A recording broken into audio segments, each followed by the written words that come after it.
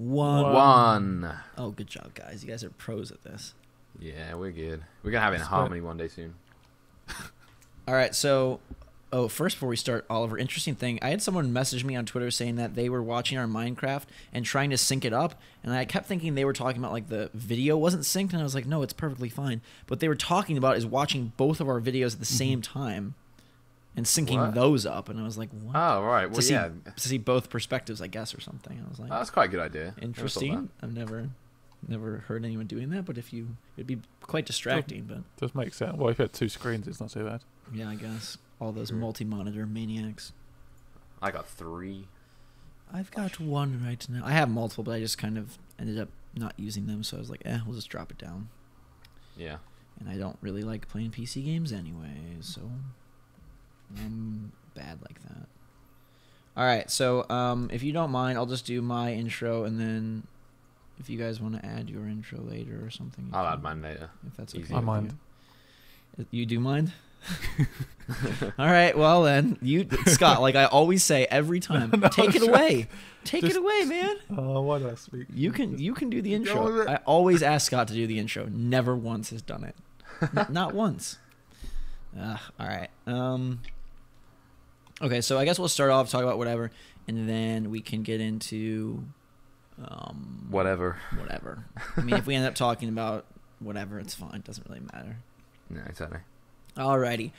What is going on, guys and girls? It is Ghost Robo, and welcome to the first ever Chummy Cast, where I have both of my British buddies here joining in on some epic podcasting adventures from, what would you guys call it? I was going to say the Far East, but that's not really not really true. I don't know, but I'm still worried what you just called us at the start. Chummy Cast? What's a Chummy Cast? The funniest term I hear from British like vloggers when I'm watching YouTubers is like, "Oh, this is my chummy," and I'm like, "Come on, just I can't." Who has said chummy? Except for like YouTubers. I've never heard that. I've heard it from YouTubers. I don't know. That's my only exposure to your mysterious faraway kingdom. Chummy Cast. Yep. Okay. So I'm obviously Ghost Robo, but joining me is from where are you from, Oliver? I am from England. From England. England. We have Master of, and from England we have Game Riot.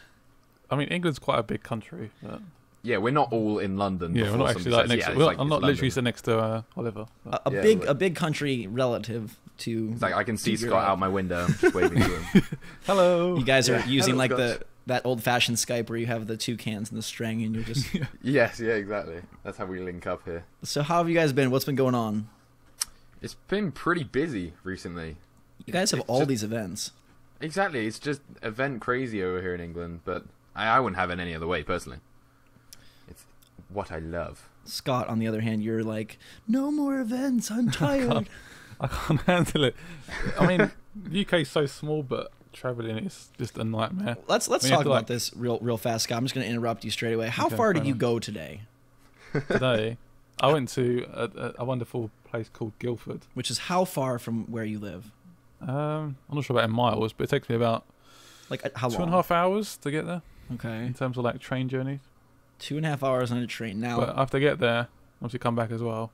Oh boy. And normally they're delayed because it is London and trains are awful. So what's the train situation like? Because like I've been to Korea and trains there are a little bit crazy. Are you guys like packed in? Is this like a Disney World train where you're just chilling? Like how crowded is the train situation? Well, Depends I don't on the really size, use trains, so it's up to Scott. I mean, I've been on the tube. The tube is hideous, a nightmare. I hate it. Okay. But like a normal train, I've only been on once, and it was quite peaceful. But Scott does the train driving here. Well, not the driving. Oh, train driving. No wonder it takes you so long. You gotta drop everybody off. Yeah, we actually get like individual trains that we all get to drive here. It's not not one big carriage. Such a small country. I knew that like public transport in America was bad, but I didn't know it was that bad. I didn't know we were missing out on individualized train cars. Oh, you get on one like with everybody, do you? Yeah. God, that was so like 1990s, bro. Gosh, no, I drove 26 hours in 5 days last week. I drove to New York, the state of New York, which was about a 6.5, 7-hour drive, there and back twice. Which, if I did that around England, I feel like I could like drive the parameter like of your whole country like 5 times. Pretty much. I mean, I think I traveled like 2 hours. I'm like, oh my god, that was a long day. No. Yeah, it's like if a friend lives an hour away, it's like, ooh, that's quite a journey. Really? You're pushing it. Yeah, You guys are crazy. let's meet halfway. It's got to be just what you're used to, and the fact that all the countries are kind of smushed together. Whereas for me, it's like, want to go to Florida? Sure, 16 hours in the car, no big deal. And Yeah, I mean, I guess a road trip like that would be pretty cool. But then again, your fuel or gas is, Cheaper. I guess, a lot cheaper than ours. is it? What are you guys at right now? Well, we first of all don't do it in gallons. I guess you do it in gallons. I'll convert this. What What do you guys got? What are we at the moment, Scott? 135 a litre? Yeah, it's around that, isn't it? Or 135. Is that 1.35 pounds Yeah, 1.35 pounds per litre. to dollars? Okay, so that's I think that would come about- to about $15 per gallon. Okay, how many liters in a gallon? Do we know this? 4.5, I guess. 4.5 times. This might be completely wrong, but This is just random numbers. How many? We'll use the power of computers. Steve Jobs Power of Google. will help us. There's Yeah. 3.78 liters. close enough. So 3.78 times 2.2, you're looking at about an $8.30 gallon, which Mine was way off. right now we're at about 3.40 where I'm at. So So these are like triple yours. yeah, that's understandable. So That's a lot. so what's the deal? Is the gas that expensive because you don't go as far, or do you not go as far because the gas is that expensive? Like, do they have to charge more for gas because they know you're not going to use much of it? No, it's not that As- at all, I don't think. We No, use too as much of is- it, I think. Yeah, we use a lot of it, and we also get a 70% tax on ours, where I believe yours is only like a 30% tax Okay. on, It's mostly tax. on gas. It just sounds like it's one of those conundrums where it's like, hey, we don't travel very far because our country is not the largest. Plus, so I think, hey, I we're think gonna our gas is a lot closer as well. Yeah. all the way In terms from of, like, the Middle East. is it from the Middle East? You?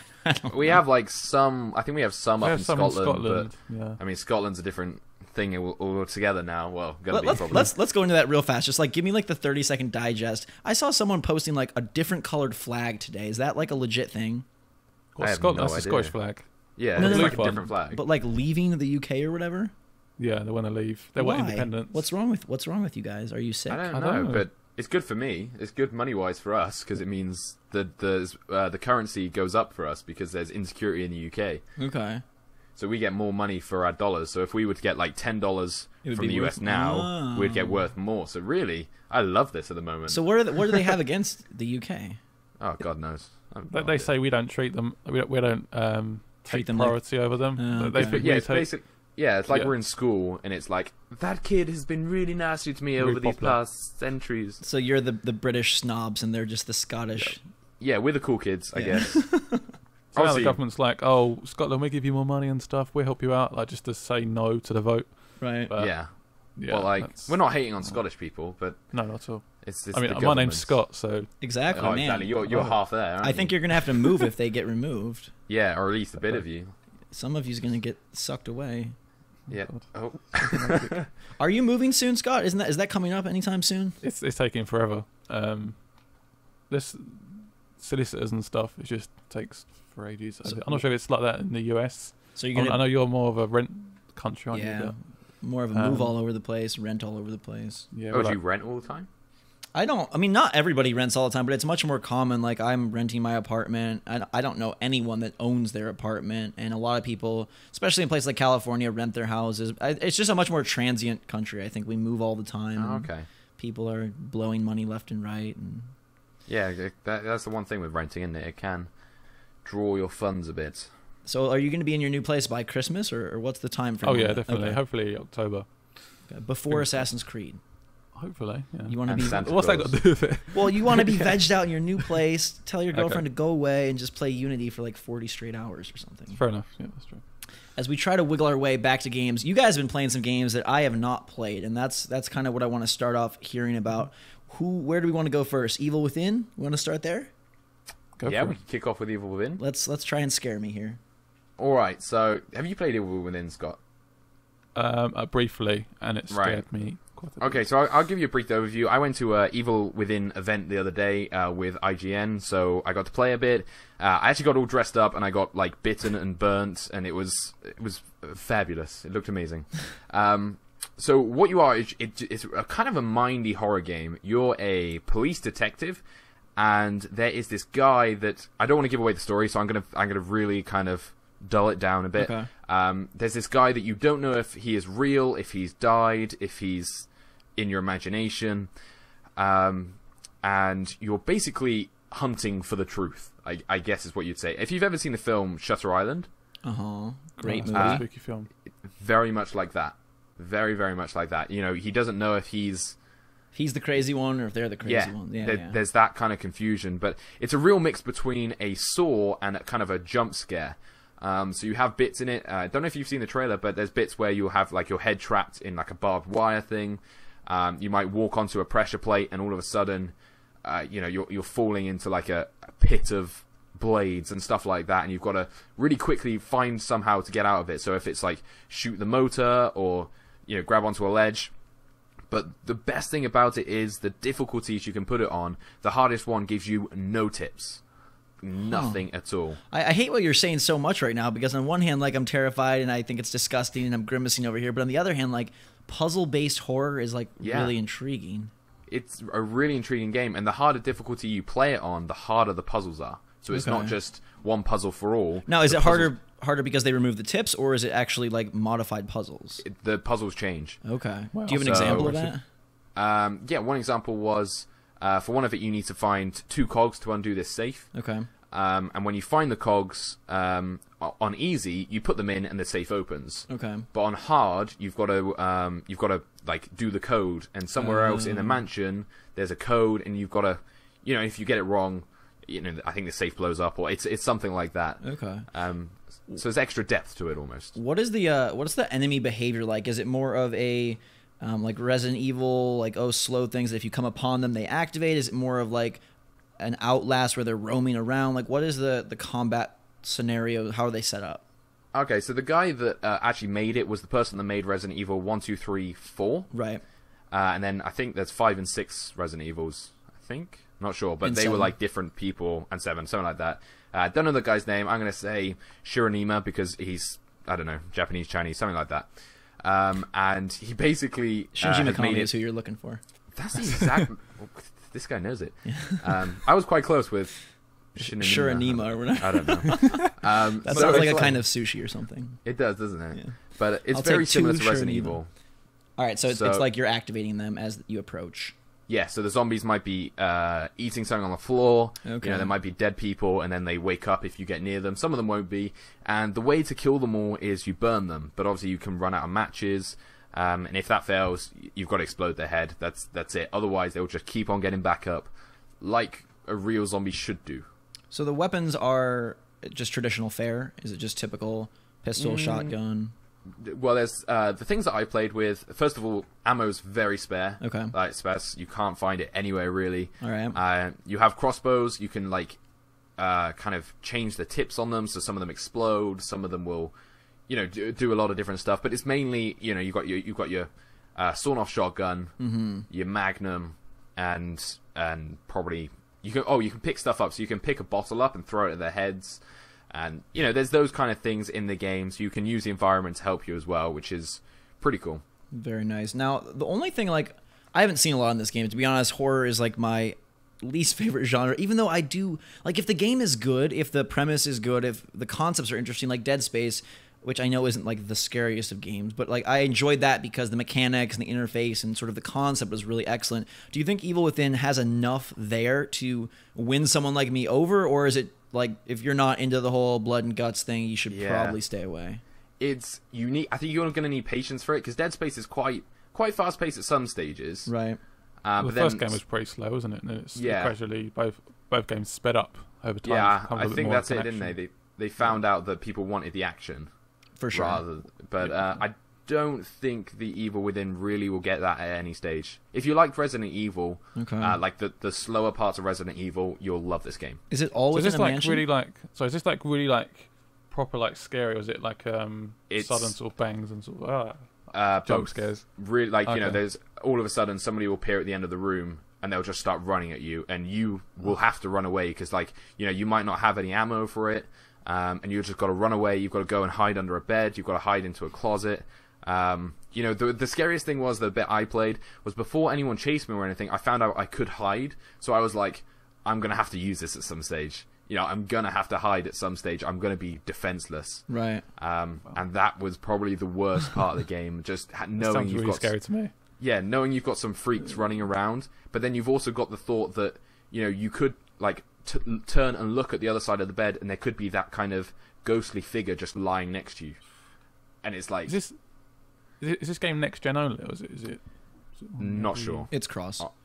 It's cross. Yeah, I think it is. Stuff I've seen doesn't look that good in terms of like. I mean, what I was gonna say is, have you played Deadly Premonition, Oliver? I have not. Okay, well, Deadly Premonition is this like really janky, junky horror game that got kind of a very very excited following because of its story. And whenever I see this game, that's instantly what I think of, because to me it looks a little shoddy graphically. And does it control well? Because like watching it, I feel like it would control very budget. It's a little bit awkward. To be fair to the graphics are clean. Okay. They're fine, and they're quite gritty. But it's also got a letterboxing effect. So most games will play in 920 by 1080. Okay, so this one kind of plays. Yeah, it kind of letterboxes it. It makes it a more of a film. Rather than, I'm just exploring this world, I can run around freely. You are really limited. If you turn, you can't sprint away because there was a wall there, so it doesn't let you turn that fast. And the way they do it all works, but you can't expect to be, running around a mansion, shooting zombies' heads off and laughing about. Which obviously... It almost sounds too scary for me, personally. I couldn't play...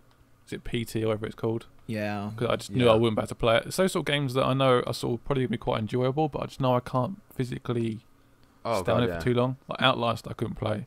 Yeah, like I had to play it. I had to play it in front of a load of people watching me. Like, there was a screen at the front of the room, and I was playing it, and everyone was watching me, and my hands were like sweating so much. Like once I finished it, somebody came to shake my hand, to say, "Well done, you were the fastest to complete it." Oh, nice. I was literally, "No, I can't," because I'm so sweaty. It's like, when you just have that kind of.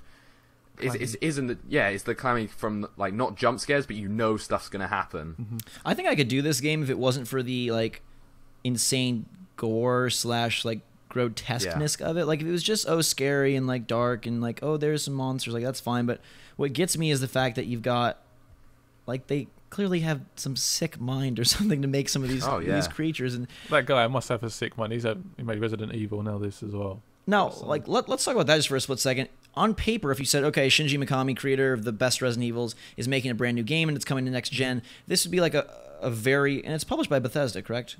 Yeah, it is. So you'd think like, okay, this is like a major title, but it seems like it's sort of really fallen as... From announcement to trailers. It got a lot of bad press though, didn't it? When it originally got released and people were playing it, press were playing it, it was getting a lot of bad press. And they changed the release date a lot. From playing it yourself, do you feel like this is more of like this is kind of like a mid-tier title, or does it have enough to be like, a major game this holiday season? In regards to horror, there's nothing else quite like it. Right. But it's a niche market. Yeah. It's not going to be one that obviously kids are going to buy. It's an 18. It's going to be very violent, swearing, profanity, etc. But if you like horror, or if you want something really different, like a true different experience, this would be the game you'd go play. Okay. It has shocking bits in it, but it also just has the tension that you're playing at Halloween, you've got the lights off, you're not going to enjoy this game, but you are going to enjoy this game. For me, I just feel like the two genres that I think are the most limited in terms of what they can be are JRPGs and horror. Like I can't see a scenario, at least with the current way that those genres exist, like that those games could be a AAA mega hit. Like you can think of a shooter or a traditional like Western RPG, or even like I don't know, like an action, like a God of War style game or something like that. Even a family game like Skylanders or Disney Infinity can be like a massive seller.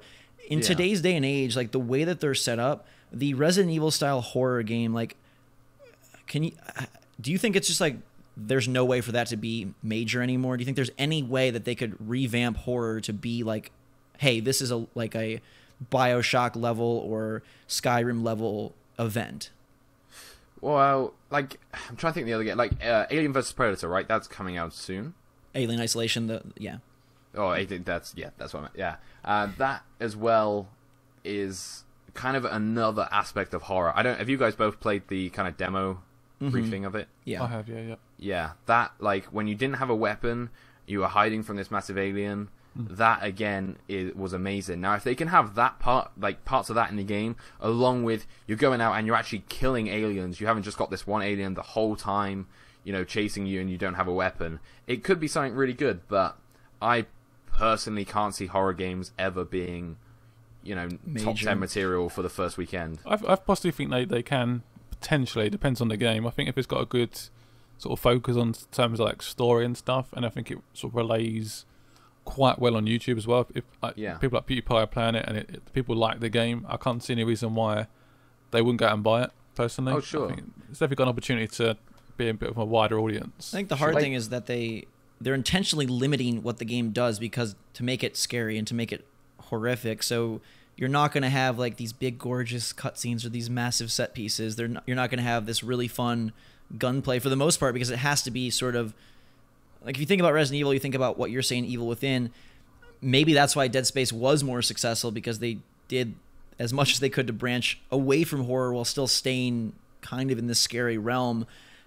It's kind of like Dead Island as well. Yeah, but then they say that. But then they say Dead Space 3 was probably the worst of the 3 games almost. The first one was probably the basis for the game, and that was probably the best one. 2 was the best. Did you guys play the trilogy? I got bored after the second one. Okay.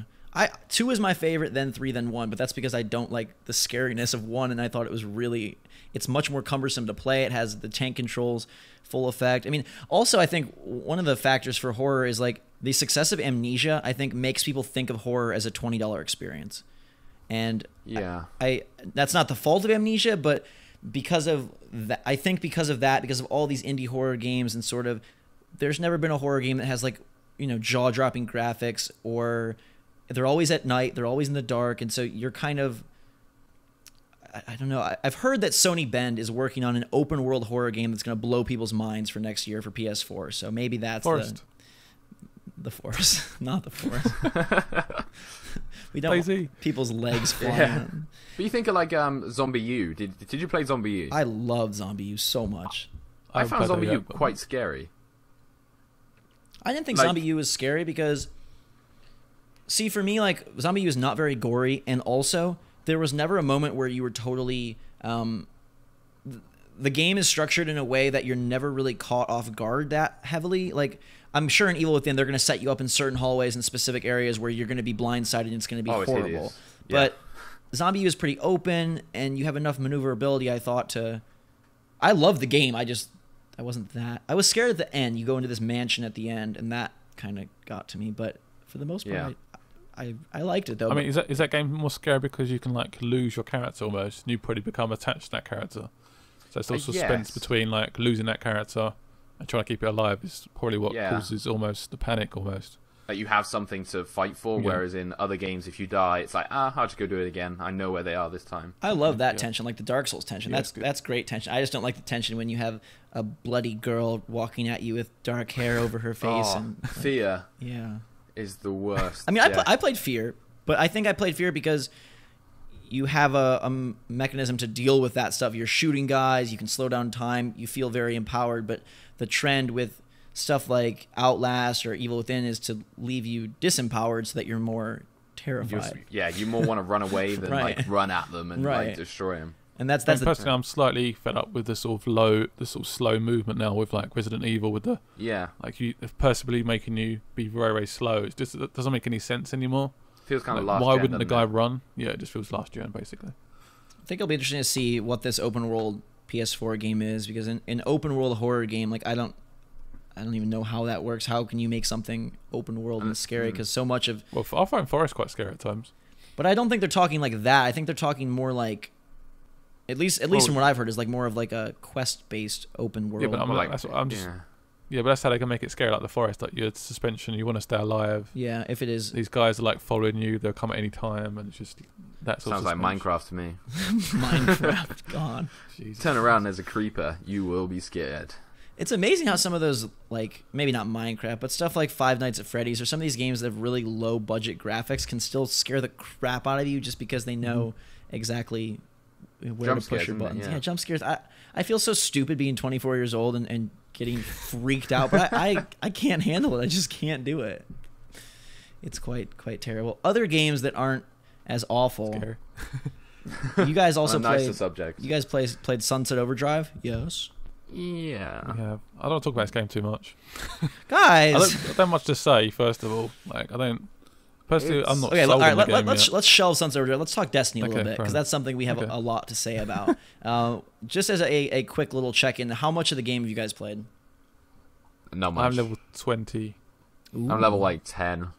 Yeah, my character currently is level 13, but I played about 20 hours of the game pre-release, so I have total now played probably like 35 hours or 30 hours or something. So. I played all the story, quite a bit of online. Yeah, I played the multiplayer a bit, but not much of the story because I don't know. I wasn't drawn personally. So before we get into like the stuff we don't like, which of course is going to happen, tell me one thing you do really like about Destiny. Let's keep things from a very like glass half full perspective. Just start one here. thing, or can we speak about many Okay, things? tell if there's a list, then people will be For me, glad. it's just personally, I really like the gameplay. I think the gameplay is very Bungie. The shooter's it just generally feels like a good shooter. The sounds are amazing in this game. The music, the gun sounds, the effects. I think that's just done really well. Visually, it looks pretty good for a next gen game. It's not perfect, but it's definitely a step in the right direction.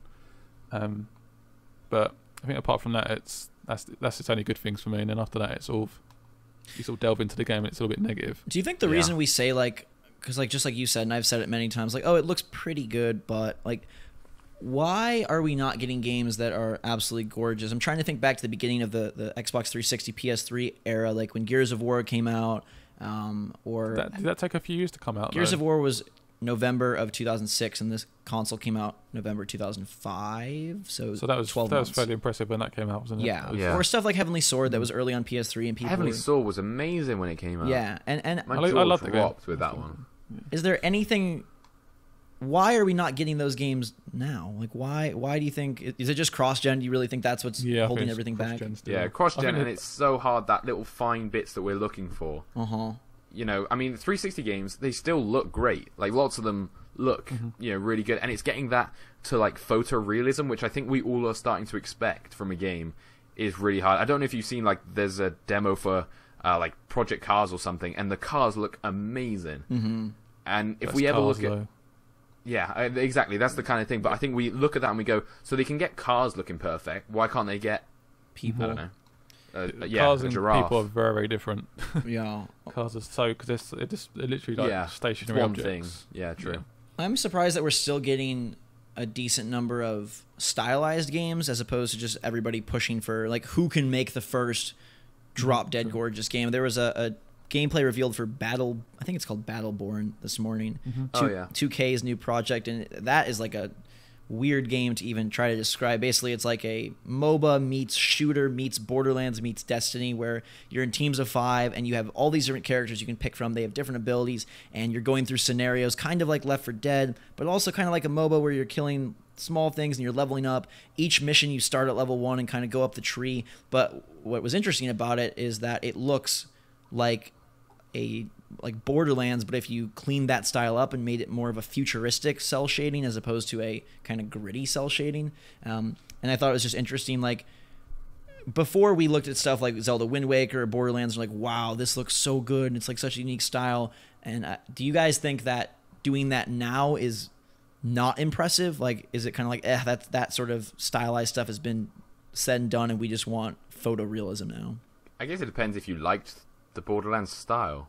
I like the Borderlands style when it came out, but going back and playing the pre-sequel, I think that game looks really ugly. Yeah, I played it. Yeah, it's It not doesn't nice, is look it? good. No, it just looks old now. I mean, I think they could do a good sort of self-shaded game, but that still looks old to me. It could be, it doesn't look sharp enough to me. It looks very sort of. Yeah, there was no like way they sort could of- improve it from the original.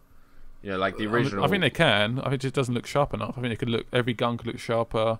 The textures could still look sharper in that sort of self-shaded form. Yeah. I mean, because part of the reason they did do cell shading was to mask the fact that they couldn't do perfect 3D graphics. Yeah, so perhaps exactly. that's a little bit of it. That now we can do much more perfect, 3D graphics. So we don't want to. I mean, isn't that why Nintendo does hey, Mario titles? hey, I'm not bashing on to hey. say. What? Why are you defending on to A say? little dig in there. I personally No, I'm think just- You're not digging. Oh, don't. No, you're fine. But I personally I think think that's that a fair comment. I personally think that the Nintendo games, while not as photorealistic, have just as much graphical merit because of how clean they are. Oh, they look perfect. And For so like what they are. that's an example of, I guess, where you can do non. Why does everyone say for what they are? Every time we talk about the Wii games, oh, for what they are, for the Wii. It looks No. good. I don't think I don't No. think he means for what they are, like justifying. I think he means the fact that it's a colorful game, and so maximizing what you can do with that. Like, to me, I would rather have a maximized style than an 80% photorealism game. I think that's what I would like, because it's like, hey, we push Yeah. this as far as it goes, and in our design it looks perfect, rather than, I mean, like, okay, Mario 64, that's a very colorful kitty style that looks like crap now. But if you take Mario 3D World, that game looks so crisp, the colors are so on point, it bounces right off the screen, and to me, that looks better than, say, I'm trying to think. Borderlands pre-sequel. Well, okay, that obviously, but even something like, let's take even Assassin's Creed Black Flag, where that has good graphics on PS4, but the character models, you instantly know they don't look right, or you look You've at got the some awkward triangles. yeah, and to me, like, that very perfected style looks, I think, really cool. If you guys check your Skype real fast, I sent over the new screenshots for Battleborn just so you can see what I'm talking about, how it's like this futuristic cell shading. I know we're Okay. talking about Destiny, but That is kind of like Project Spark for a bit. it's a really, if you scroll all the way to the end picture, which is of this like mushroom man, I don't know what the heck he's up to. Very crazy yeah. enemies. Like I quite like that style. see how it's like Borderlands except That looks cool. much more. So this is what I'd see like a next gen Nintendo game to look like. Yeah, like a Metroid, like Yeah. coming onto It this looks more kind of thing. sharp and just. That looks really cool. Battleborn does look pretty cool. The fact that it's like, because instead of, in like MOBAs, when you quote level up, you're picking like which skill you want to upgrade, or you're getting new gear or whatnot. In this, you'll pick like, do you want a laser sight, or do you want an increased scope, or do you want a grenade launcher attachment? Do you want extra ammo? And so you're leveling your character up via a shooter model and sort of picking these upgrades that don't make you like crazy powerful, but are just kind of defining your character per mission, and then you can switch that up or go with ones you like and get loot and gear. And I thought the concept sounded pretty cool. They kind of busted it out today, and I was like, this could be The way they did it I mean, was- this could have been screw the the sort of pre-sequel thing. We could have like a Borderlands 3 looking like, not like this, but you know what I mean, like a. Well, a bit of I basic think this is. Borderlands. I think newer honestly, style. I think this is the test bed for Borderlands 3. I think this graphical look here. My guess is that this is Gearbox, and they're building the engine that they're going to use for Borderlands 3. Why does it feel like every game now has co-op and online? Co-op is the thing to do, man. I love co-op. I like Destiny's supposed to God be co-op. doesn't want to play with friends. I like single player games. I don't mind having multiplayer on the side. I totally do. And, I totally agree with you, Scott. And I think the issue is, and we saw it from Ubisoft, they had a like PowerPoint presentation got leaked where they were talking about minimizing dev hours and maximizing gameplay hours. And I think the reason we're seeing so much co-op, so much multiplayer, is so that when you sell your game, you can say there's an infinite number of things to do, as opposed to we have a 7-hour super awesome campaign. For us, that sounds great, but for Joe Smith, who Average has Joe, can get 2 games, one at his birthday and one at Christmas, he's going to want to play Destiny, where he can play it over and over. He's going to want to play FIFA, or he's going to want to play Battleborn, where he can keep doing things with friends by himself and doesn't really care about the super sappy story and the great gameplay that we love and beg for. I just think they're going to go away slowly, which is really, really depressing.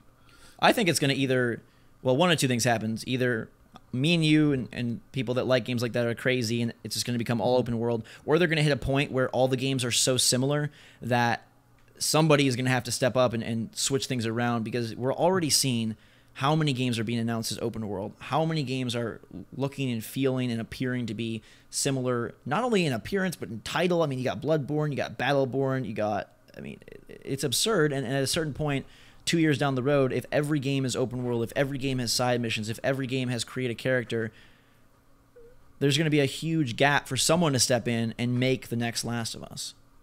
I just feel like they're gonna change it towards single player games being indie titles, which is Yeah, that'd be depressing. that's the direction I think it's going, which is slightly scary, to be honest. Yeah, I get what you mean. Like, you don't always want to be playing with somebody else. I like a good story in a game, so Yeah, like with Destiny, I never felt like I was going I was always going back to the same place, and then there was maybe X sniper headshot over there doing something himself. And I never felt like it was my experience. I felt I was just like hopping on, doing what I had to do, and then getting back. To me, it totally breaks the immersion. Yeah. Oh, yeah. And my biggest complaint about Destiny so far, like bigger than anything, is the fact that yesterday I played a mission on Venus, and Peter Dinklage is telling me about this Cyclops boss coming up, and I get to the Cyclops boss, 2 guys who are level 22 zoom in on their Sparrows and kill the boss in literally like 10 seconds, and I didn't even get to fight it. And I was like, what the heck? Get the heck out of here. Leave me alone. Step out of my game. Did you pay for this? No, I paid for this. So why are you ruining my experience? And like, I get like that's a cool feature. Oh, you're going to run into these people and you're all guardians together. Like, I want to be able to play the campaign by myself and experience that by myself, especially when you're not going to have a level lock and you're going to let a level 22 guy walk into my level 12 mission and kill the boss in legit 10 seconds. Like, it's just, to me, that's the dumbest design choice ever. Can you play Destiny offline? No. Nope. It's an online game only. That's another thing that I hate. So, if you go somewhere and, you take your Xbox with you take your PlayStation, whatever you're playing it on, and you want to play the campaign, you want to play a mission, and it's like, you have to be online. It's mind-boggling to me that technically it is still a single-player game, but you're with other players.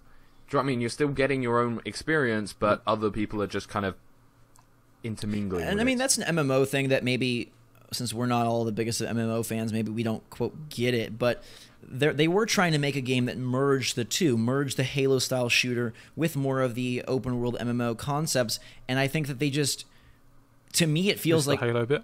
Well, they definitely did that, but to me, it feels like they threw paint at a wall and just, like, however it splatters is how it wins. Like, we lean way more MMO this way, but at the same time, our loot system is completely screwed up, and we don't know what we're doing there.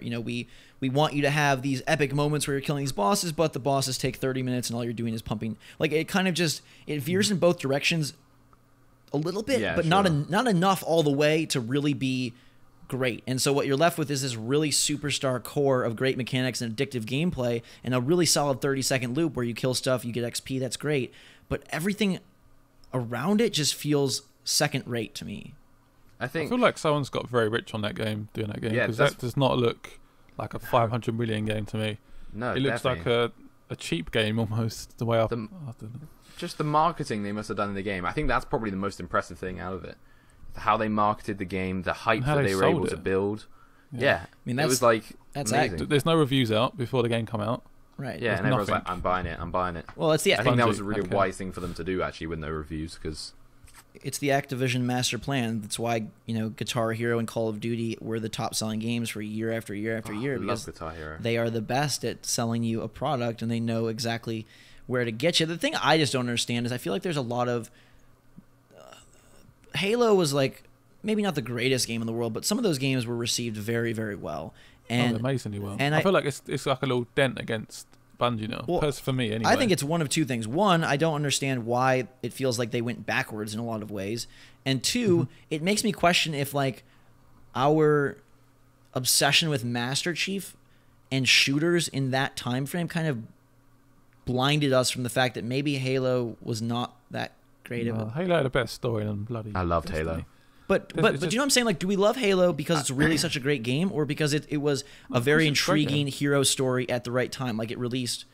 It's got a perfect single... It's not perfect single player. It's got a good single player. Multiplayer is amazingly fun. And I just don't know why Destiny didn't have the single player. Everyone keeps saying, "Oh, Destiny's not supposed to be single player." Blah blah blah. Stop giving it low review scores and stuff. But I want a good single player and a multiplayer. We want best of both worlds, which they gave us, 6 years ago, and now they're struggling to give us on their new franchise, which really should have blown it out of the park. Nobody's going to argue that Halo isn't a good shooter, but I guess what I'm saying is like, what we're talking about are things like story and character progression and things like that this game doesn't have. Boss design. If you look back at Halo, is Bungie a company that can make a really great shooter, but they can't make anything that transcends beyond that? So if we think of like BioShock or Last of Us games that are shooters but also have so much more, maybe they just aren't that company. But then did you feel for Master Chief at all? I did. But why do you feel for Master Chief? He doesn't speak. Exactly, that's the mystery. I mean, but think about you guys have played Half-Life 2? Yeah, vaguely. Yeah. Okay, what are you guys doing over there in freaking UK? It's Gosh. fine. It's just all the good amazing. games must be shipped to Scotland or something.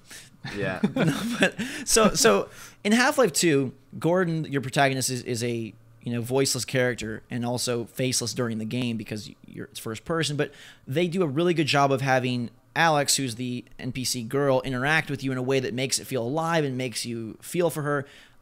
I mean, I guess it's sad in Halo 4 when Cortana's like struggling or whatever, but other than that, it's like such a G.I. Joe story to me. Like, Master Chief, go save the galaxy. We're counting on you. People are dying on Earth. Like, I mean, that's fun for like my 14-year-old self, but playing it back now, like, I'm really worried I'm going to play the Master Chief Collection and be giggling my way through those storylines.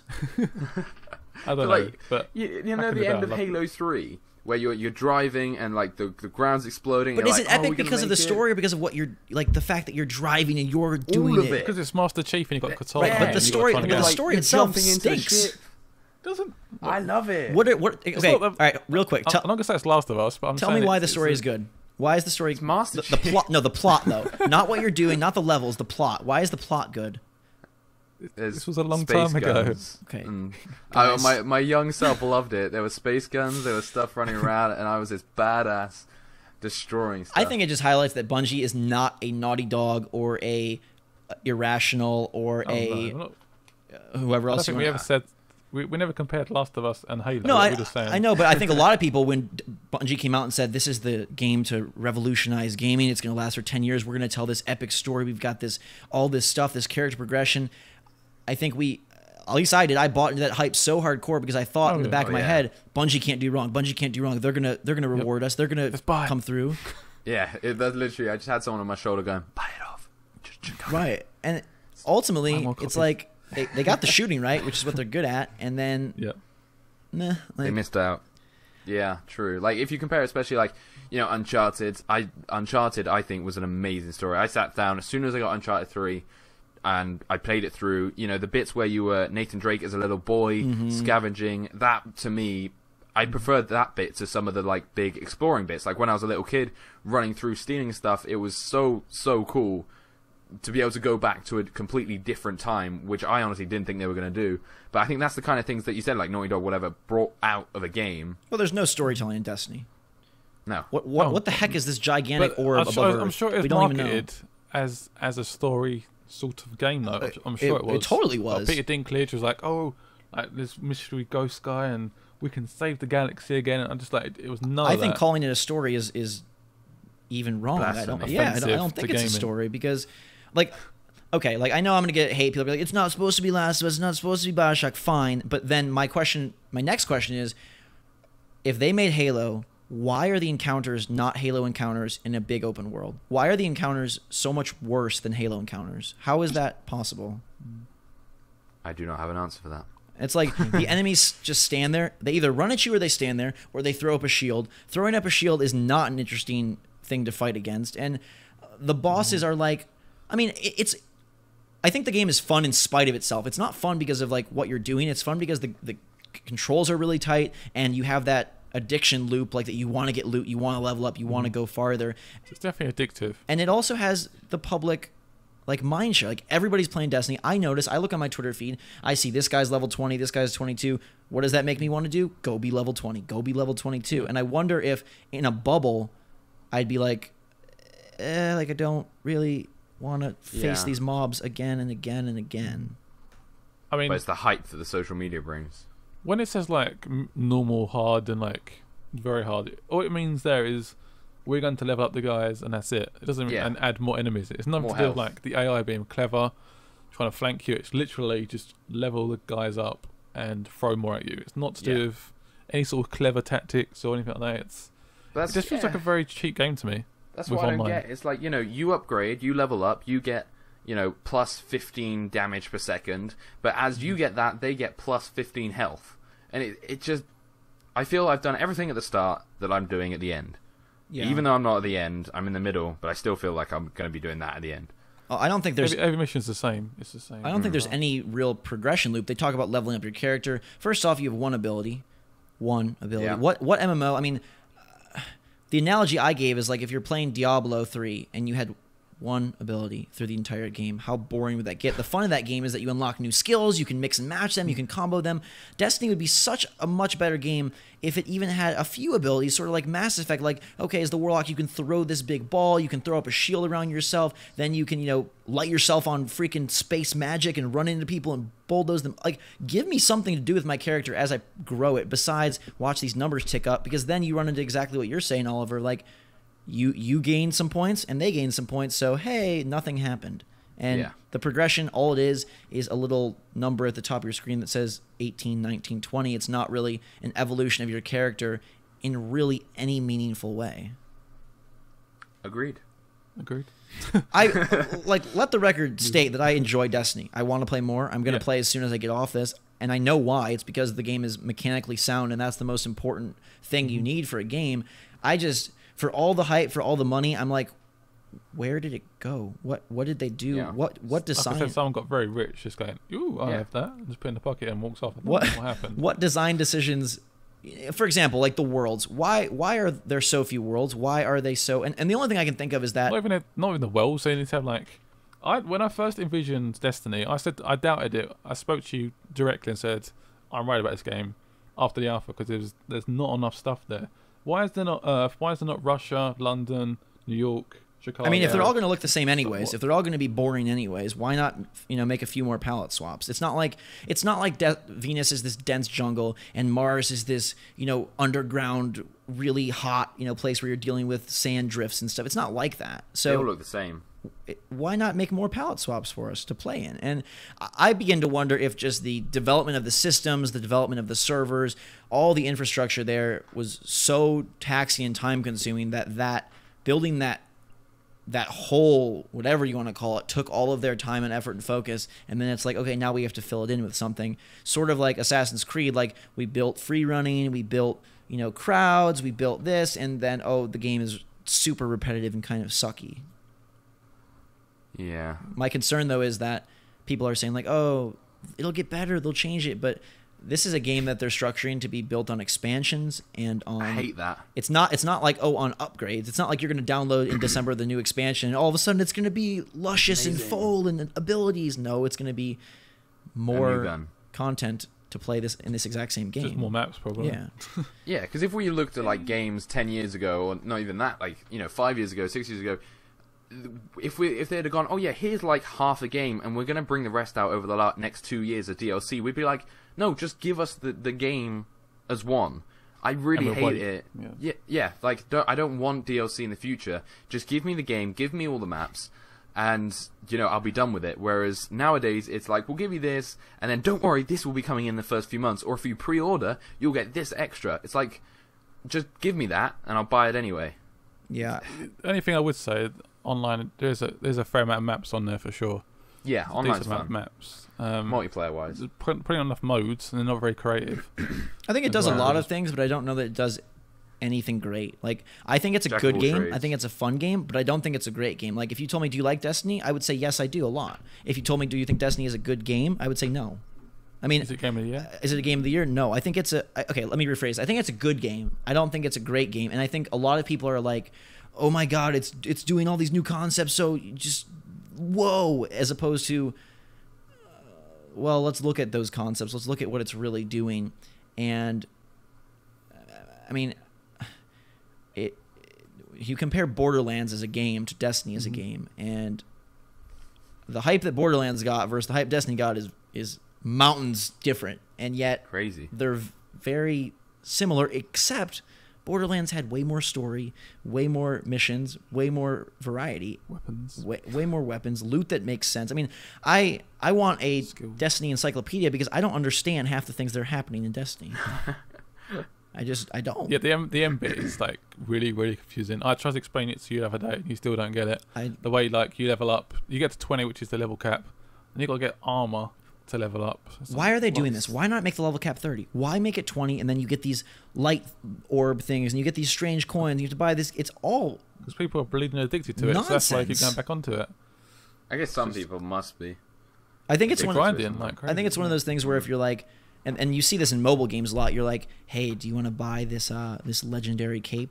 it's a very rare, Fire Squad legendary cape. People be like, oh my god, I gotta have it. And like, what does it do? It gives you +2 stats. And really, you could have just. It's all how you dress it up, right? It's how you sell things. Like, oh my god, if you go and collect these strange coins, you're gonna get this legendary item, and then you're gonna level up even more. And it's like that raid coming up on saying you've got to be level 26, and getting to level 26 takes so goddamn long time to get there. Why? So. Also, like, my last thing I'll say about it, and then I'll shut up, is like, why are you telling me that the end game is where it gets good? Why not make your game good from the start? Why make me play the game for 20, 30 hours before it gets, quote, to the real game? Like, what is that about? It's not the best bit about the game at all. It's just grinding. I get fed up with grinding. So I've seen a lot of people say that, oh, it's a totally different, like, wait till you get to 20. Do you feel like there's really any difference? No. Yeah. Just more. Yeah, I'm constantly trying to play online. I can't level up to 21 yet. That's the long it takes. Just frustrating. It takes ages.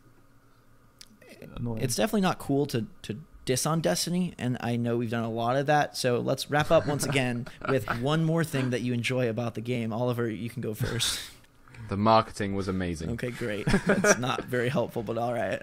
I like the box art, actually. I liked all the pretty pictures they put up, like the big traveler thing. But I liked the sci-fi and the futuristic-y. It drew me in. My blood is boiling because you're bringing up one of the other things I absolutely hate about Traveler. What is a Traveler? Well, not that part, but the part where like the coolest things you see in Destiny are off in the distance and you can never get there. Oh yeah, but they look cool. That's what I was thinking. Like I love to sit down and just have my dinner while watching Destiny like one by. There's this beautiful city over there. That would be so cool to go. You're never gonna go. Oh, you get to Venus. You see all these like floating buildings and all that. No, you never get to go there. Like, really? Yeah. God damn it. I will say that I think it has probably the best character creator we've ever seen. Not in terms of options, but in terms of quality, like the hair, the face, the skin. Really? Like, I thought their hair looked like wigs. Yeah, I wasn't too keen on they're that. aliens, Scott. I don't know if aliens can No, grow there's hair. humans with dodgy hair. Okay, well, I have a very, very, very sexy alien girl, so I don't. Okay, you went with the blue alien. Yeah, right. That's why you love it. Yeah. No, but seriously, like, think about Skyrim, think about Fallout, and think about. No, I thought it was actually pretty average. There's not a lot you can. Not options, but like appearance-wise, I thought the character models look so good. There's this this bit, and this is not a spoiler because nothing happens. A bit where you're flying in a plane or a ship, and your character has their helmet off when you're going to the reef for the first time, and you see your character. Great part of the game. You see your character in third person, and I'm like, if this was a Mass Effect style game where I got to like walk around and investigate new planets and like meet NPCs, that would be so much more fun. Yeah. But There's one part of the game where I thought this may get good. I was like, that's on, Destiny. Come on, that's the quote for Destiny. Okay, just going back to normal. You believe in it, don't you? Because it's you totally do. And then it's like around the next corner it will get awesome, and then it doesn't. Around the next corner it's got to get awesome, and then it doesn't. I mean, I hoped that the loot at the end game would make your character look so drastically different, but the armor is so disappointing too. For an MMO, you basically look the same from start to finish. Well, the last mission, it's not really a spoiler. You get a gun. And everyone gets exactly the same gun, whatever class you are, whatever race you are, exactly the same gun. I mean, that sums up the game for me. I know it's not Plants vs Zombies, but like, let's get creative with the armor. Every hunter doesn't have to look like almost identical. I think that's not too bad. I think you do look fairly different. But I'm talking about like the structure of the armor, not like the cape or the. Does it get different? Can I get a different kind of chest? I think the armor looks good, but does it look different? It looks good, but there's only like one or two, the style isn't enough for you to go, oh yeah, I can see Jim Bob over there in his golden red armor. Well, I don't know, but you all look the same. For me, I think the best bit about the game was the sound. The sound, the sound was amazing in this game. Music's good. The sound effects are pretty awesome. I mean, I'm looking at some characters online right now that are like level 24, level 23, and if you didn't tell me they were level 24 or 23, I wouldn't think they were level 24 or 23. Oh, you mean you want to like show like he's definitely level 25? Okay, but like I know bragging rights. This is a horrible example, but like let's think of like the hunter who has like really thin armor and a cape, right? By level 20, you should get like these super big like shoulder guards or something that like extends. But then he's not a hunter anymore. He's a Titan. Okay, fine. Not that. Give him a crown. Give him a falcon that rides on his shoulder. Give him something to be like, hey. This is why you're not a game developer. Go for no, a falcon. guys. This game's Just like getting Mario. interesting. Mario 25. Do we have any other games to talk about? Oh, Sunset Overdrive. Let's keep the positivity train rolling. Speaking about customer characterization, I can't even say that word anymore. Excuse me. I thought it was quite good on Sunset Overdrive. Yeah. Like, you know, the characters that I've seen, like the amount of different, like, they always show different people running around. Like, you know, when you see the trailers and the guy's talking into the camera, and in the background you can see this guy with wacky hair, like, down a zip line. I think that is the difference that we were looking for in Destiny. Like, you know, you can literally spot somebody's character. Like, I'm sure, like, you know, Scott's character is going to look completely different to yours, and you're probably going to have some kind of hot chick. Yeah. Alien chick again or something, I don't know. But, you know, it's one of those things where it's like, that is something to me that I love, is customization. And, you know, from what I've seen, it just looks like that's going to be there. It's going to be one of the big things for me. So after you make your character and you step into the wonderful world of Sunset Overdrive, what happens next? I honestly don't know. I guess you can upgrade your armor, buy armors and stuff. The thing that I'm really hoping is there's like an actual currency that makes sense.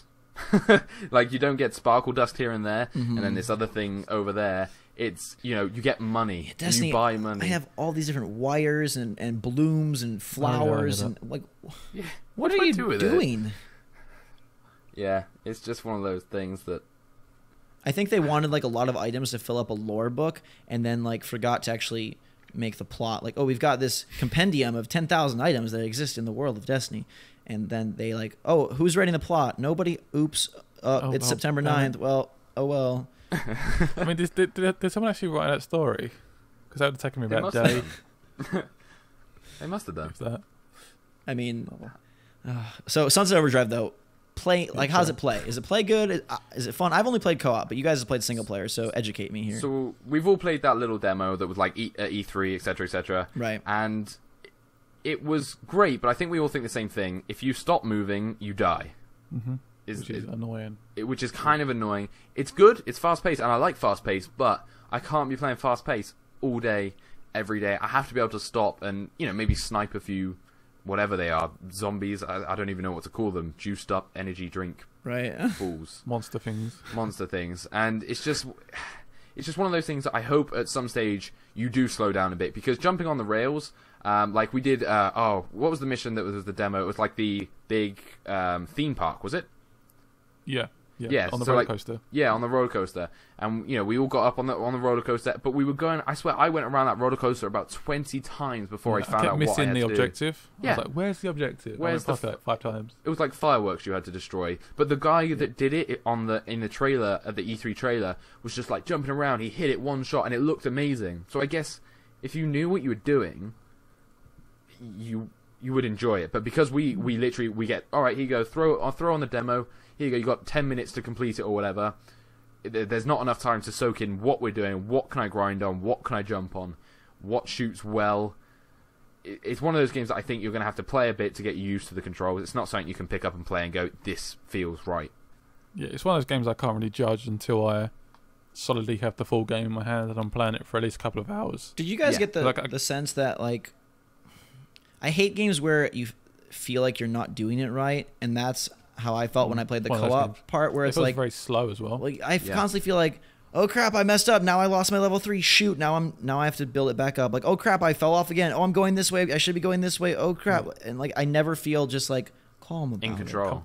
Yeah, exactly. Yeah, I think you're that's just constantly moving all the time, which is just like impossible to keep an eye on. That's the thing. Yeah, like you have some things that you can grind on, and it's literally a tiny little loop, and you just go round and round and round and round, and it's like. Seriously, I can't aim at this pace. Like, for some reason, he can't jump very high as well. So I was trying to jump on this very like small, like almost shed type thing, and he just wouldn't jump on it. Yeah. So I'm like, where the hell do I go then? Exactly. Running around in circles. You find like a broken car that somehow the suspension is like the most bounciest thing ever, and you just fly into the air. Let me propose something to you guys. So Sunset Overdrive. Forget what you know about it, and I'm going to tell you about this new game called Sunset Overdrive, where it's very colorful. It has character customization. There's this weird energy drink, and these zombies suck it up. It's a big open world, a big city, all these quests and missions. It's a third-person shooter, and you're running around shooting stuff, and you get these abilities. You can leap really high. You can maybe eventually, get a glider and fly around, so you can fire down on enemies. And it's sort of like a mix between Crackdown and also a little bit of like Grand Theft Auto, but much more focused on killing guys, and it's colorful, creative, coming exclusively to Xbox One, and that's the game. Basically, I'm telling you, Sunset Overdrive minus the whole running on rails and score system. Would that be a better game? Sounds like Dead Rising. Yeah. Does it run in 1080p? Does it run in 60 frames? It runs at 874p because we can't get the numbers right on Xbox One. That's the thing. It does. It sounds amazing. All the concept is there. It's just whether the final product. I mean, I don't know when it comes out. When does it come out? October. I'm just saying, like, would the game be more fun if they just didn't have that goofy, like, momentums thing? Like, that's their main feature, but I almost feel like it's hurting the game significantly. And I would want to play this game if it was... We'll have to see how it feels when we're into the flow of the game and we're, like, jump in. I feel like once we sort of know the environment a bit, it might become like an Infamous, and it might become quite fun. Because I used to like the Infamous, like, grind and rails bit. Yeah. And if you can do it with friends as well. That always seems to make a game good. I didn't actually know the game had co-op until just now, so that's how they play it. Well, there we have it. Yeah. Well, you've seen the video adverts where they're like, there's Samantha flies down and kills somebody. over comes Jonathan. I've E3 thing. Okay. Yeah, that's it. It's one of those games that I think with friends, which is kind of what they're advertising it as now. As is it open world or is it not open world? Open world. Our worst nightmare, Scott. Open world with friends. It's back. Yeah. Did you guys see the screen or I guess it's concept art for Guerrilla Games' new IP?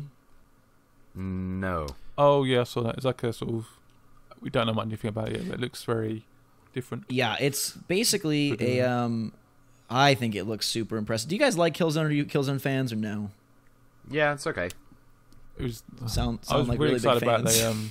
See, I played. I think the third one. Killzone 3. I played Killzone 3 with my PlayStation Move, with my 3D goggles on, and I had a really great time. Yeah. And there's not been a game like that. Interesting. And I loved it, and I was stood up looking like an absolute moron for a good few hours. I went online, I got destroyed, but when I was running around by myself, I felt in control, and I felt like a badass with my gun in my hand, and stuff was actually flying at me. I think those were the days. I think Killzone is not like a spectacular game, but I thoroughly enjoyed all of them. Anyways, this new game is... We know a little bit about it because apparently they had a trailer of some sort ready for E3 if they needed it.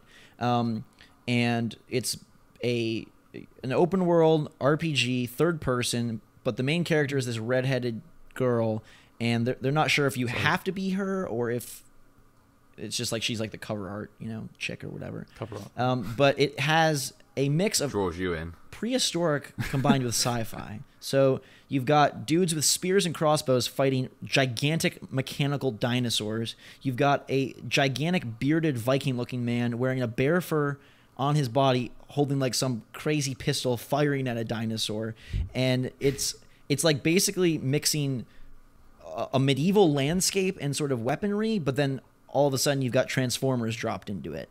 It looks awesome. And I think that it's got to involve, even though a lot of these pictures show like, a crossbow, a spear, Guerrilla Games has only really done shooters in the last decade. So I have to imagine this will involve guns at some point, or maybe most of the point.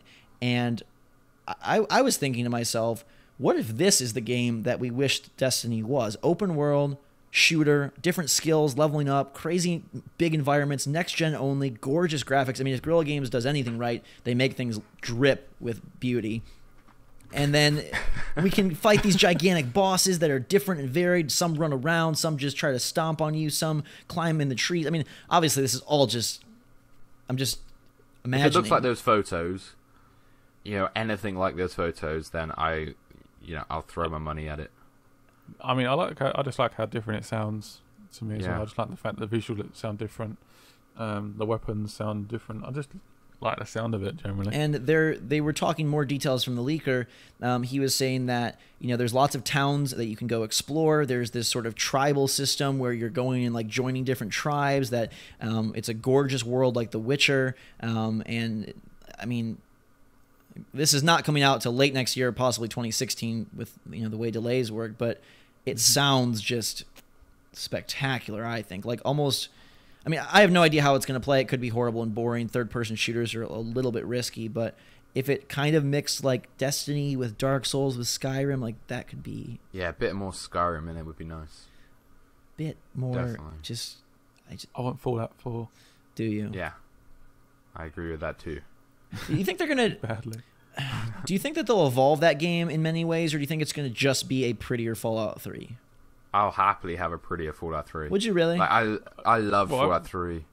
What do you mean by evolve it? You mean in terms of... Well, I just mean if you... Again, this is guns. going to come off negative, but I think that Fallout is a pretty pedestrian game with a great thing around it. So negative. I'm not being negative. I'm straight up saying there's a lot of problems with Fallout. The way that the character interactions work, the way that... Okay, I'm going to backtrack. Rewind your minds. Forget what I said. I really, really liked Fallout 3 and Fallout New Vegas. I think the exploration... You just said something completely opposite. Hold up. You forgot that. You forgot that. I thought... I got to raise that. You have amnesia. Forget about it. I really like the exploration of those games. I think it does sort of open world mystery very, very well, because you're always uncovering whether it's a new storyline or a side quest or some just weird encounter. That is beautiful. But the mechanics of that game and especially the interactions with the characters and stuff...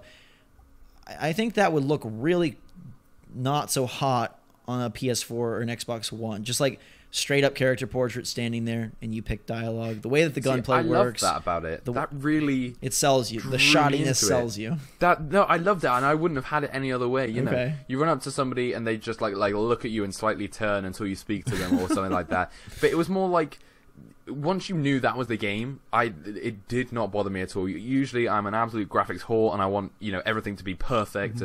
But that really was fine for me. I didn't mind running through, and I know it looked quite miserable for the most of the game. But knowing at the end, I'm sure everybody's played it, so we all know probably what happens. When you obviously there's loads of different endings. That's quite exciting. But when you have a massive mech walking with you, and you've built up relationships, your armies, you're either good, you're bad. And I think the best thing was I always remember playing it, and I went to school. We all bought it, and we went to school and we went, right, so what did you do? How did you play the story? Did you do... Yeah, did you blow up the thing with the nuke? Did you not do the nuke? Did you kill him? And, everybody had their own tale, and you could say, oh, go try this and do it this way. And it was one of those things... I found this gun. So. Yeah, and it was one of those things where, it's oh, you've got that, but I've got this. And it just, to me, felt right. And to be honest, it was one of the very few games that I forgot about graphics. I forgot about that because I was so... I didn't think it was too bad for when it originally came out. Oh, no. I mean, going back to it does look pretty bad. I mean, PC looks not too bad, to be honest. I mean, I agree with everything you guys are saying, mods. but you didn't mention once the mechanics or the actual gameplay, which is I think pretty... Facts is fun. I like them. I know it's not it a perfect amazing, shooter by any stretch, but it worked for what I wanted it to. I guess do. I want the thing that they're talking about Destiny is this is a real next gen game. Titanfall, this is a real next gen game. I want a real next gen game that steps things up in a way that is not just a graphical redesign. And so, we have Fallout 4B in Boston and it's really pretty and blah.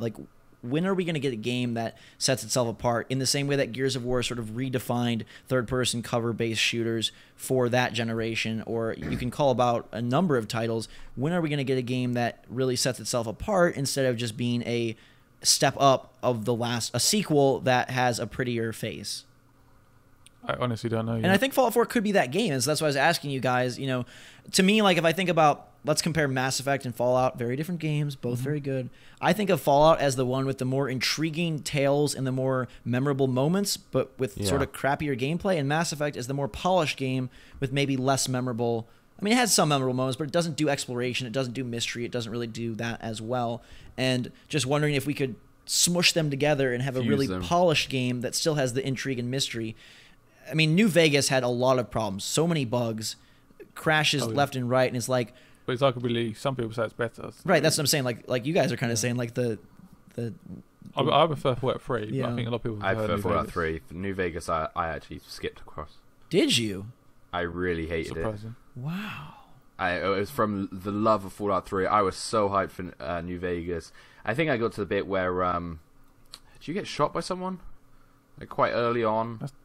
That's very early on. That's the very very beginning. very early Like, on, right? Yeah. too early- So you do an that, hour in. and then you go, and you go through like I don't know, some kind of state thing, and I was just bored stiff. I don't know whether it was because it was just Fallout 3, but It does pick not- up a lot after that. Yeah, I know it does. I played it with my friends because he was like, yeah, it's pretty good, and I don't know, I didn't feel the love for that one, but maybe it was because I went back and played Fallout 3, and I carried on my story on Fallout 3. Yeah, I played that for years. I would still happily go and play it.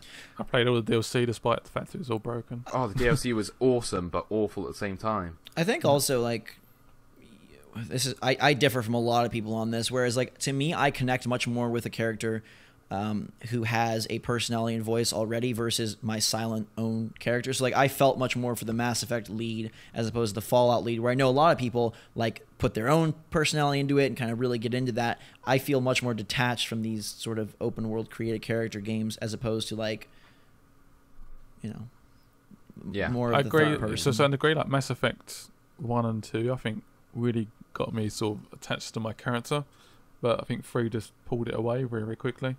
Yeah, Which I is forgot shoddy. about it. Guys are very forgetful, apparently. Good thing you forgot what I said about Fallout at the beginning.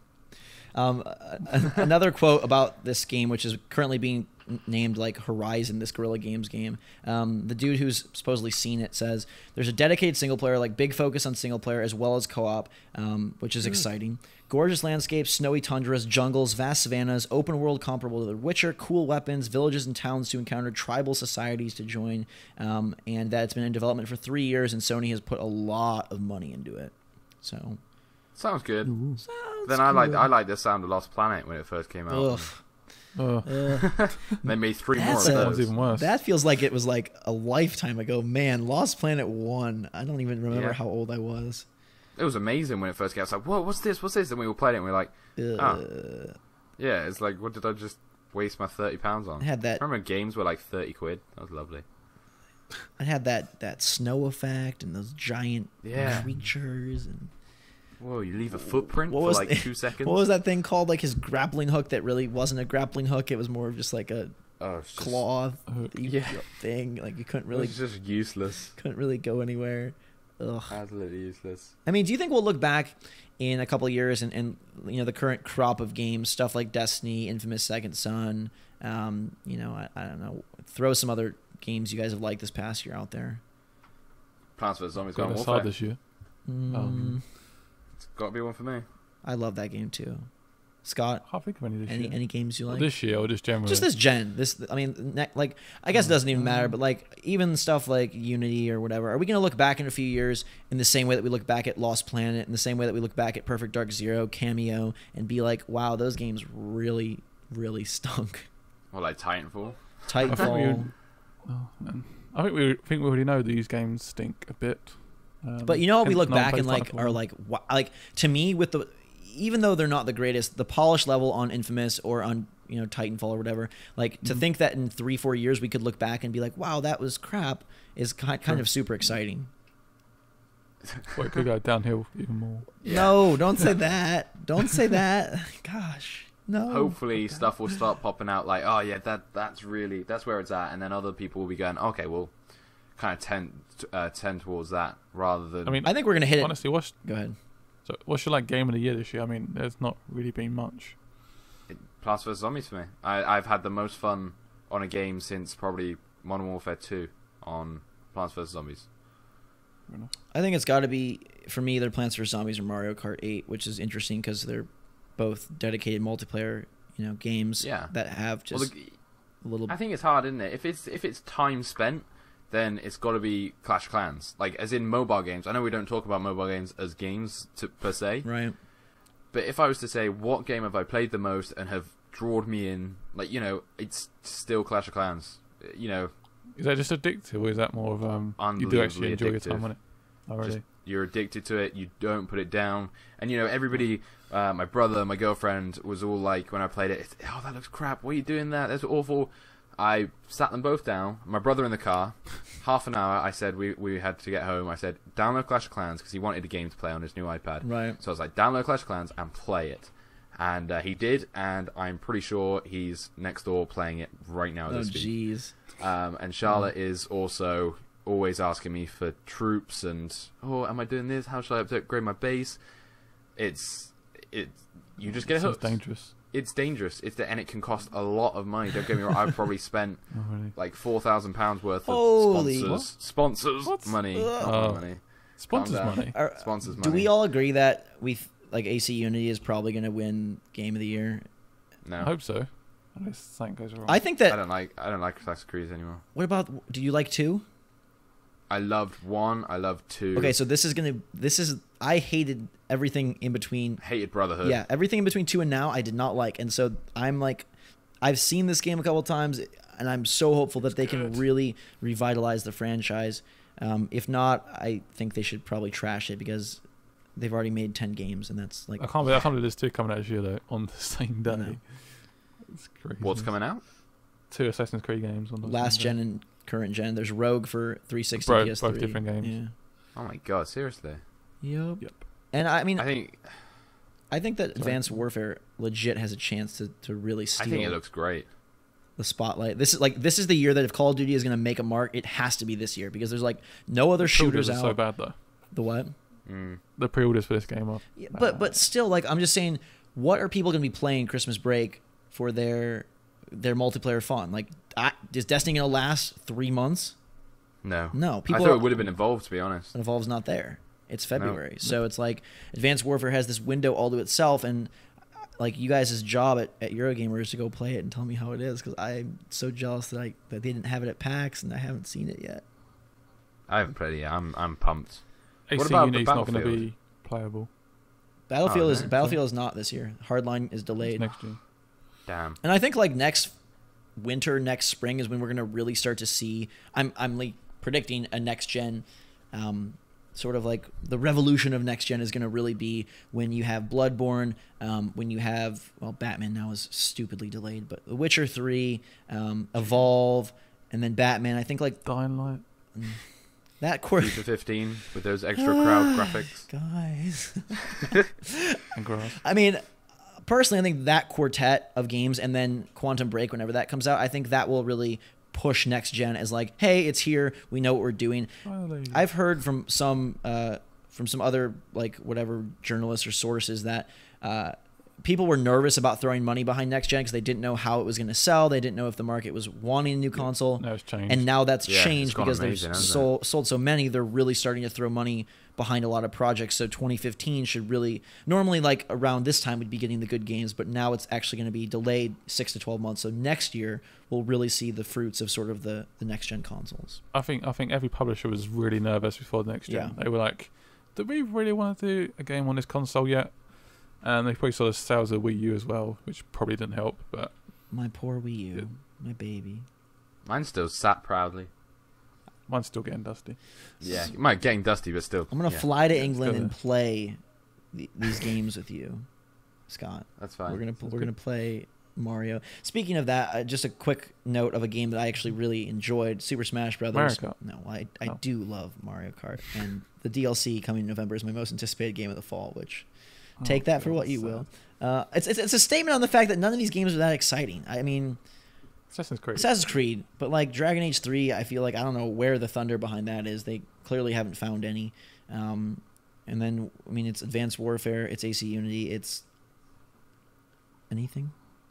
I can't think of anything else now. I can't think of anything else. Halo. Oh, Halo Beta might be my game. Halo Beta, December 29th. You can fit that in for 2 days. No, but Smash Brothers, did either of you play the 3DS demo? I never really get into the 3DS, to be honest. No, I can't. Neither do I. The graphics look... Yeah, I like it, but it's like, it's never... I just wait for the Wii U version. Yeah, I mean, that's how I'm going to be. I think it's a dumb strategy the way they did things. But I will say that having a new Smash Brothers... This is obviously just sort of a little bit of a tease till we get the main couch Wii U big old. Is this version. the first time it's ever been on like the portable device? Yeah, and I do think though it's a good like I said, like a good appetizer, and it does show me that like I really do want a new Smash Brothers, and that Nintendo still has some insane magic that these other companies fail to create. Where Mario Kart 8 and Smash Brothers might be the two games I play most this fall. Mm-hmm. Yeah, agreed. So it's really fun, and the demo has a couple characters. Briefly, I've played the full 3DS game, so I've played all the characters, except for 2. You have the full game? No. I played it at PAX. I went to a exclusive Nintendo event. And I like it's Smash Brothers tried and true. It's not gonna win anyone over or anything like that, but they have an interesting lineup of characters. I thought the stages were a lot of fun, and it's just like Mario Kart. It's one of those things where leading up to you're kind of like, do I want another one of these? Am I ready? It's the same game, but once in hand, like it's just fun to play with people. It's fun to. You never think that ever. I never think what. You never think you're thinking like you're just being on the sideline. Like you're excited every time you hear about another one. I'm worried for Smash Brothers though. I was worried for Mario Kart. Well, because it really is just kind of in a very iterative thing, and I'm not a big fan of all these sequels, but they do seem to just twist the screw a little bit tighter and make it a little bit more perfect and a little bit more golden each time. And so like Mario Kart 8 is something that as a multiplayer game, it's so fun, and Smash Brothers will probably be the same way. Is it going to be like a revolutionary experience? Am I going to go freaking out about it that it's the best game ever? No, but Nintendo isn't really, I don't think, out to make a game that does that to people, and maybe that's a problem for them. But they're out to make games that are it's fun, fun and replayable and enjoyable with other people. Easily. Oh yeah, for sure. Like, did you play? I guess Nintendo Land came with Wii U's. Yeah. You know, on Nintendo Land, and you had the game where it was like a load of toads Mario running Chase. After. Yeah, that's was so fun. The simplest idea of it. Christmas Day. Brilliant. Yeah, Christmas Day. We were all playing it, and we had such a laugh. But I mean, it was great. Obviously, Saturday, no like multiplayer, like online or anything like that. But if you can get that time where it is, family time, I guess you'd say. And you're playing those games with other people like that. It's a barrel of laughs, which is why I've actually bought my Wii U, is more for that rather than right, I'm going to go down and level up, kind of thing. I mean, Nintendo has tried in the past a little bit to do sort of the stage show, like how every year they do the Call of Duty reveal and they get 2 big guys up there with a gruff voice and they're like, we're revolutionizing the military shooter, we're bringing the action back to America. You're going to be blown away by the storyline. Like that whole circus. Nintendo's not going to do that. They get up there and say, we made another Mario game and it's really fun and it's really colorful and your whole family will enjoy it. And you're there clapping in the background. I'm clapping in the background because ultimately I like that there's that variety of video games. I like that you can go and play the really intense Call of Duty multiplayer shooter with your best friend. I like that you can go and get into the Last of Us storyline and really feel for Ellie and want to just murder all the people around her. I like that you can play Mario Chase and laugh with your 6-year-old brother and just have a great time and do that for 20 minutes and sort of tying things all together. I'm worried that because of next gen, people are using all of that power to make these massive worlds and fill them with nothing. And I like the variety and I like the difference, and I don't like that every game is getting multiplayer, that every game is getting an open world. I hope that we can still have some games that do their thing and do their thing really well. Yeah, definitely. I mean, there's a lot of racing games coming out. Yeah. Actually, there are, aren't there? Which one are you most looking forward to? It's basically between the Drive Club, Crew, and Forza. Forza Drive Club probably the prettiest. Okay. But I think Crew's going to be probably the most fun. Okay. I think. I don't like the look of the Crew. I'm not gonna lie. Visually, I played it a lot. Visually, it's not very. I played the beta.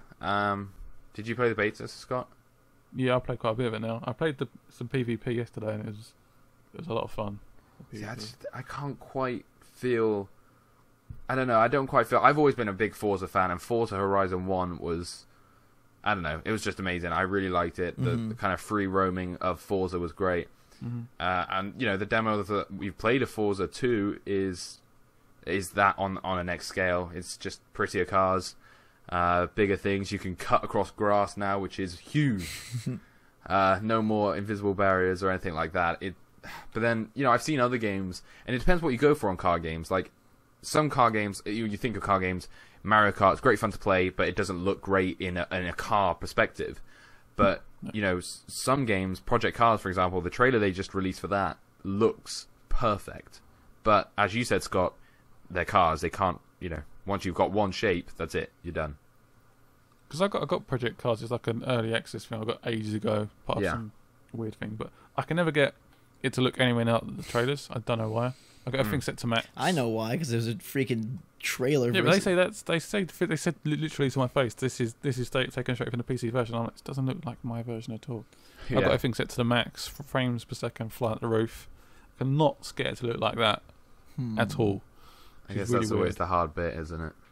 The cockpit looks good, but you go outside, it's like a sort of jaggedy car again. It's okay. Yeah. Falls, I think, it looks a little bit more sharper, which is weird. Less polygons. There's this other racing game, and it's getting a bunch of new courses and characters and cars. And is it? Oh, right, let's end this conversation. Well, it's really, it's an exclusive, and do you throw bananas at other cars to slow them down? Yeah, you got this. It's got this really unique item system where you can drive upside down, affect the racers with projectiles, and I don't know. You guys might want to check that out. I think I've got it. All right. Do we have anything else? We've covered Destiny. the downfall of Destiny. Disney Infinity. Disney Infinity soon. Yeah, next week there's a lot. Well, a lot of stuff to talk about, hopefully, and we've got the iPhone 6. Oh yes, that metal. GPU brief iPhone 6 survey. Color and size. What are you getting? Bigger, golder. I was gonna say bigger, blacker, but that would. What about like gigabyte storage size? 64. I like that. That's the second kind of one up. All right, Scott. I'm going for 64 normal black. I've got 128 gold giant. Nice. You're getting two. And I'm getting.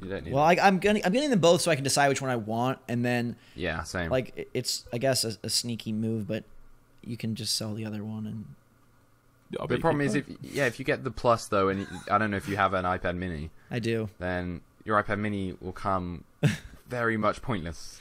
Well, see, this is the benefit of it. You can get the iPhone Plus, and then I'm gonna sell the iPad Mini, and I benefit greatly from it. I don't know, like they make it look so dang big. I kind of like I don't think it's gonna be that big, but I'm afraid I'm gonna get it and open it and be like, no, holy crap! It's not like they've done comparisons against the Note 3. I've got the Note 3 in my hand right now, and the Note 3 is perfect sizing. Well, I just saw this comparison where they showed the cutout of the iPhone 6 Plus being the same size as a Vita, and I was like, "Are you kidding me?"